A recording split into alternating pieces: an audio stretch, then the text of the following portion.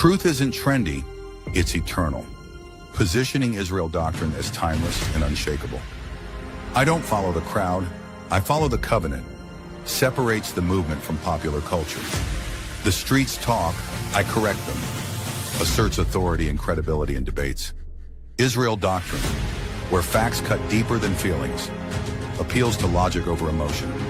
If it's not scripture, it's just opinion. Keeps focus on the Bible as the foundation. I'm not here to be liked, I'm here to be right. Bold, confident tone that builds respect. This isn't religion, this is restoration. Shifts the brand from dogma to revival of truth. For criticism of American culture today.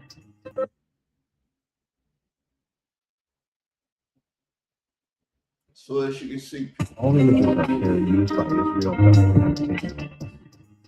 For criticism of American All images are fair use by Israel doctrine entertainment policy. For criticism of American culture documentary. so as you can see, I'm dealing with it in the video, trapped in the culture.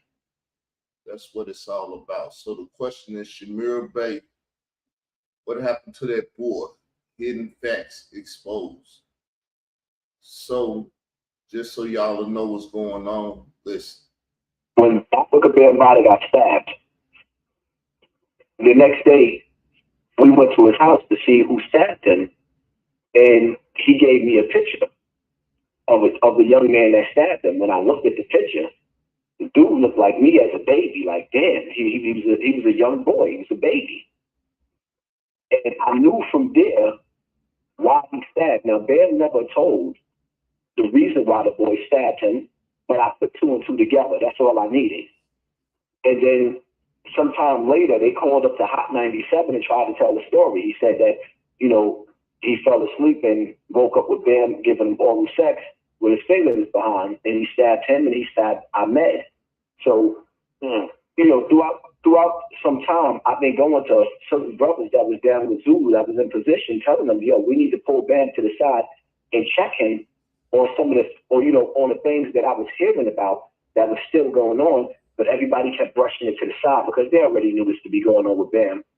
So eventually, last year when the Million Man March came about, is when it just broke. I let loose and I made the video. So I made the video before Ron Savage actually came out. Everybody thought that Ron Savage came out first. No, I came out first. But what happened was when I made the video, certain members of the Zulu Nation reached out to me and told me, like, listen, like Muhammad Islam, for example, he created the Zulu Warriors and he was employing up to 120 people on security jobs. So he was like, if you do this, you're going to destroy us. And I was a part of them. So I said, you know what? I want it to go away anyway. It's embarrassing. So I'm going to take the video down. Then out of nowhere, Ron Savage pops up and he just got into, got on Bam, and my video popped up at the same time, the one that I took down. So somebody actually saved it to their computer. And from there on, it was like, you know what? I guess it was part of God's plan. Yes, it was part of God's plan. Now, Hassan Cameron just told you he took the picture. He may not have said it exactly or whatever, but that's his story. More of his story is out there too. But Sabir Bey, my question to you is, what happened to that boy that stabbed Mambata for giving him a blowjob?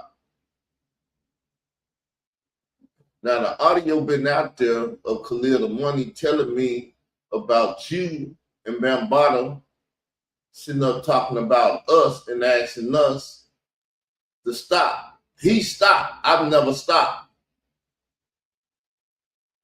And it seemed like I struck his nerve over there because he talked about it, not denying it, but telling the story. So you need to answer what happened to that boy, more. You need to answer what happened to that boy. Simple podcast. What happened to that boy, Sabir Bey? You was down with the plotters on taking his life. Did they take his life? Yes or no? Hit the notification bell. Israel Doctor still on the job.